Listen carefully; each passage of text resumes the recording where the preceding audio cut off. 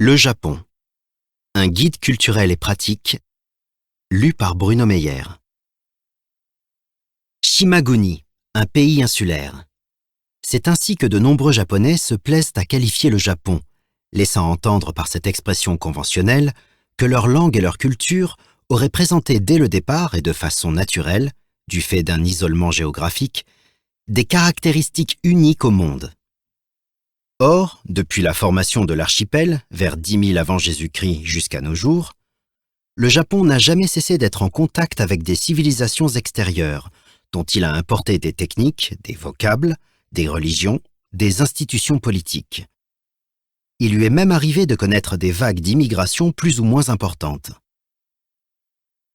À l'instar des autres sociétés humaines, la civilisation dite japonaise est donc le fruit d'un long et profond métissage culturel. En l'occurrence, deux univers l'ont influencé, celui de la Chine et celui de l'Occident. Les rapports entretenus avec ces deux civilisations ont été complexes et fluctuants. Tantôt on imita fidèlement ces modèles, tantôt on prit ses distances pour mieux dominer ce à quoi on s'était auparavant soumis. Cette préoccupation constante pour l'extérieur ne fut pas sans retour.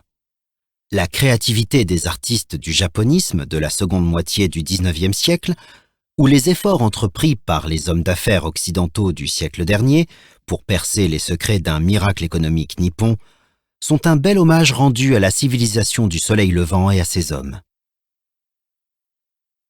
Aux origines de la civilisation japonaise, de 10 000 avant Jésus-Christ à 794 après Jésus-Christ.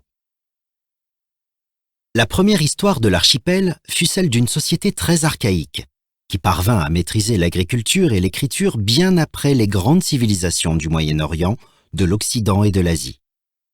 Ce n'est que lorsqu'ils réussirent à rattraper leur retard matériel que ses habitants élaborèrent les premières formes d'une organisation politique. Elle devait constituer la base d'un État impérial qui survécut à toutes les vicissitudes de l'histoire. Toute proportion gardée, on peut dire qu'à l'époque préhistorique, le Japon offrait à ses habitants de bien meilleures conditions naturelles qu'aujourd'hui. Entre 10 000 et 400 avant Jésus-Christ, les hommes de la civilisation de Jomon jouissaient d'un climat relativement doux, pouvaient compter sur une flore forestière et maritime généreuse et n'avaient pas à craindre la cohabitation avec des animaux trop dangereux. Dans quelle mesure la clémence de leur environnement explique-t-elle le fait qu'ils furent les premiers hommes à inventer la céramique vers 10 000 avant Jésus-Christ?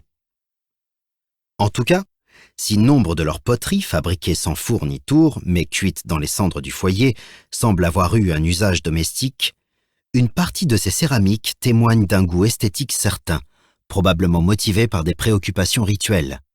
Ce sont celles ornées de motifs faits avec des cordes, jomon.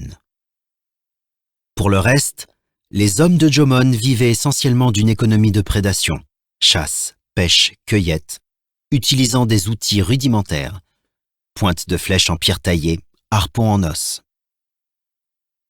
Ils connaissaient déjà l'agriculture, mais c'est pendant la période suivante que celle-ci se développa de manière significative, notamment sous la forme d'une riziculture irriguée.